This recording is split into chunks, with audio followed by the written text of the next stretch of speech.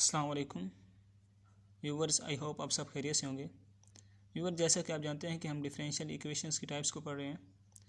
Previous lecture में हमने इसकी first type separable differential equation को पढ़ा था और आज के लेक्चर में हम इसकी second type homogeneous differential equation को पढ़ने जा रहे हैं। तो व्यूवर्स, सबसे पहले हम जानते हैं कि होमोजीनियस डिफरेंशियल इक्वेशन होता क्या है।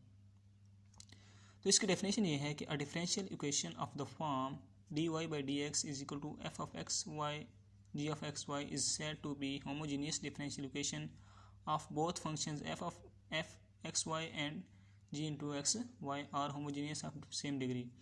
तो ये कहना चाह रहा है कि अगर ये जो फंक्शन है f of x y और g of x y, इसमें x y की डिग्री सेम हो तो वो जो फंक्शन बनेगा उसे हम होमोजीनियस डिफरेंशियल इक्वेशन कहेंगे। तो इसकी मैंने एग्जांपल के तौर पर एक ये वैल्यू लिखी है, ये यानी कि f ऑफ एक्स वाई में हम x plus y, g of x y में x माइनस वाई, कोई इस तरह का फंक्शन होगा। तो अब व्यूअर देखें कि इसमें x की डिग्री 1 है, y की डिग्री 1 है, इसमें भी x की डिग्री 1, y की डिग्री 1, मतलब सब की डिग्री सेम है।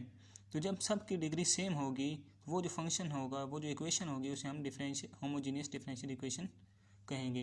तो इसकी एक और एग्जांपल मैंने लिखी है जिसमें मैंने सब डिग्री 2 ली है। इसमें x की डिग्री 2, y की डिग्री 2, x की डिग्री 2, y की डिग्री 2, यानी कि इसमें भी सब की डिग्री सेम है, तो ये भी होमोजीनियस इक्वेशन होगी। और एक एग्जांपल मैंने ये दी है जिसमें इस x की डिग्री 2 है लेकिन y की डिग्री 1, x की डिग्री 1, y की डिग्री 1, तो यानी कि एक डिग्री अब सब डिग्रीज सेम नहीं आ रही, तो ये होमोजीनियस डिफरेंशियल इक्वेशन नहीं होगी। तो अब इसको सोल्व कैसे किया जा सकता है? तो सोल्व करने के लिए जब भी हमारे पास कोई ऐसी सिचुएशन बन जाए, जब भी हमारे पास कोई ऐसी इक्वेशन आ जाए जिसमें x और y की डिग्रीज ऊपर वाले फंक्शन में और नीचे वाले फंक्शन में इक्वल आ जाएं, तो ऐसी इक्वेशन को सोल्व करने के लिए हम पुट करेंगे y is equal to v x, यानी कि उस इक्वेशन में जहाँ भी y होगा उधर हम वी एक्स पुट कर देंगे।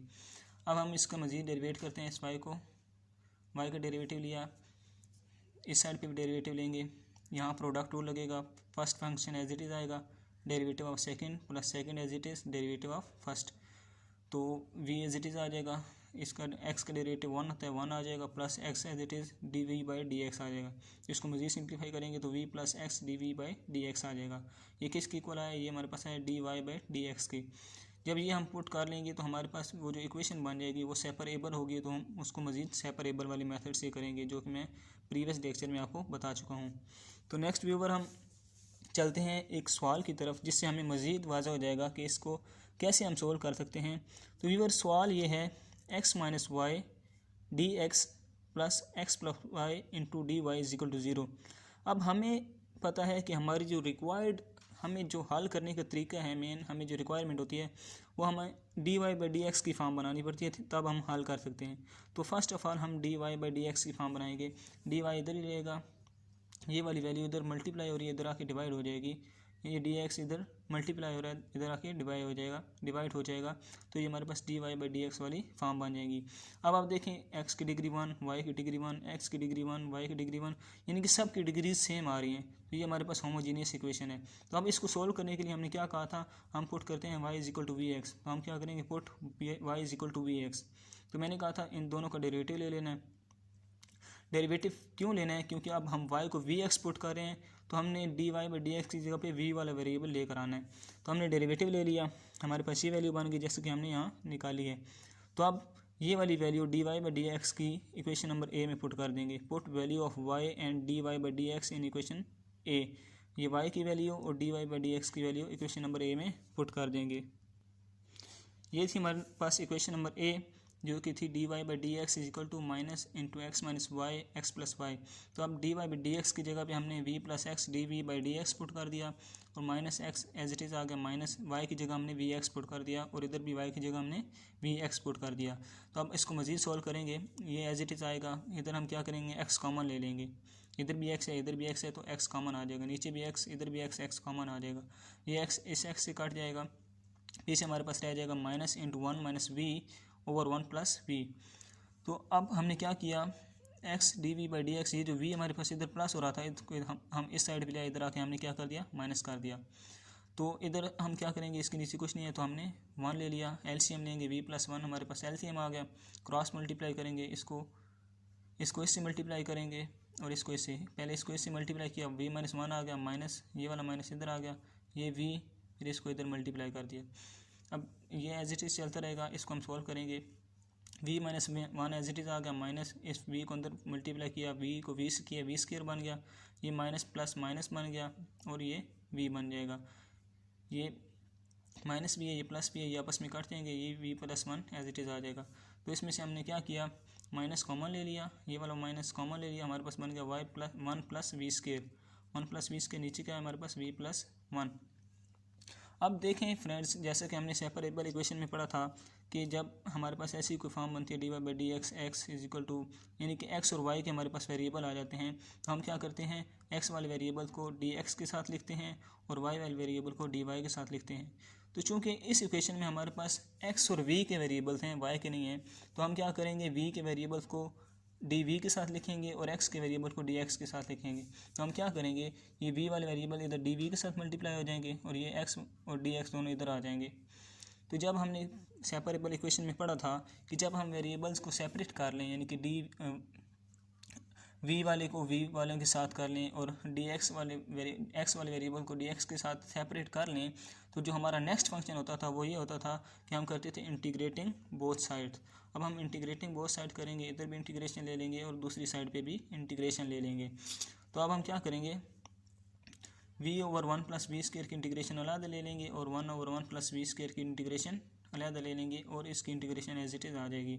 तो अब हम क्या करेंगे, जैसे कि हम जानते हैं कि इंटीग्रेशन लेने के लिए इसका डेरिवेटिव ऊपर होना लाजमी है, यानी कि वन प्लस वी स्क्वायर का डेरिवेटिव ऊपर होना लाजमी है।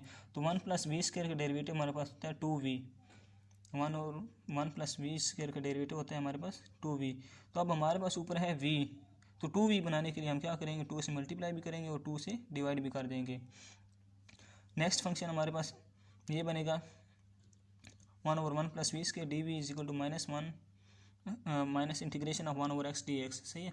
तो अब one over two as it is आ जाएगा। तो जब किसी फंक्शन का डेरिवेटिव ऊपर मौजूद हो तो उसको हम उसकी इंटीग्रेशन क्या करते हैं, natural log one over X square, सही है। जैसे कि अब हम करते हैं integration of one over X D x, तो अब एक्स का डेरिवेटिव होता है वन जो कि ऊपर मौजूद है, तो हम क्या करते हैं, इसको लिख लेते हैं नेचुरल लॉग एक्स। तो इसी तरह अब वन ओवर वी स्क्वायर का डेरिवेटिव ऊपर मौजूद है, तो इसको हम लिख लेंगे natural log one over one plus we square plus one plus, जैसे one plus we square D V, ये हमारे पास एक फार्मूला बनता है टेन इनवर्स वी। कैसे, हमने एक फार्मूला पढ़ा था one over one plus x के डी एक्स, ये किसकी इक्वल होता है, ये टेन इनवर्स एक्स की इक्वल होता है। तो इधर हमारे पास वी है तो ये टेन इनवर्स वी की इक्वल होगा। इज इक्वल टू, मैंने आपको बताया वन ओवर एक्स की इंटीग्रेशन हमारे पास होती है नेचुरल लॉग एक्स, तो साथ माइनस है तो माइनस आ जाएगा natural log x plus constant of integration. पहले हम कांस्टेंट ऑफ इंटीग्रेशन में सिर्फ सी लिखते थे, लेकिन इधर क्योंकि हमारे पास नेचुरल लॉग का फंक्शन आ रहा है, ये भी नेचुरल लॉग का फंक्शन है, तो हम कांस्टेंट ऑफ इंटीग्रेशन को भी नेचुरल लॉग में ही लिखेंगे। तो अब हम क्या करेंगे, क्योंकि हमने आंसर जो निकालना है, आंसर हमने क्वेश्चन हमारा है एक्स और वाई की फॉर्म में, लेकिन इधर हमारे पास आंसर आ रहा है वी और एक्स की फॉर्म में। तो हमने क्या करना है, वी की फॉर्म ख़त्म करनी है, तो वी की हम वैल्यू पुट कर देंगे। वी की वैल्यू हम कैसे पुट करेंगे, जैसे कि व्यूअर हमने पुट किया था y is equal to v x, तो यहाँ से हम v की वैल्यू निकालेंगे v is equal to y over x. तो ये वाली वैल्यू हम उस इक्वेशन में पुट कर देंगे, v की जगह one over two natural log one plus यहाँ वी स्क्वायर था तो हमने v की वैल्यू पुट कर दी, Y square over X square बन गया, प्लस टेन इनवर्स v था तो हमने v की जगह वाई ओवर एक्स पुट कर दिया, is equal to minus natural log of x plus natural log of C. अब हम इसको मज़ीद सिंप्लीफाई करेंगे, एक्स स्क्वायर को हम क्या लेंगे, एलसीएम ले लेंगे और क्रॉस मल्टीप्लाई कर देंगे, इसको इधर और इसको इधर, plus tan inverse Y over x is equal to minus natural log of x plus natural log of C.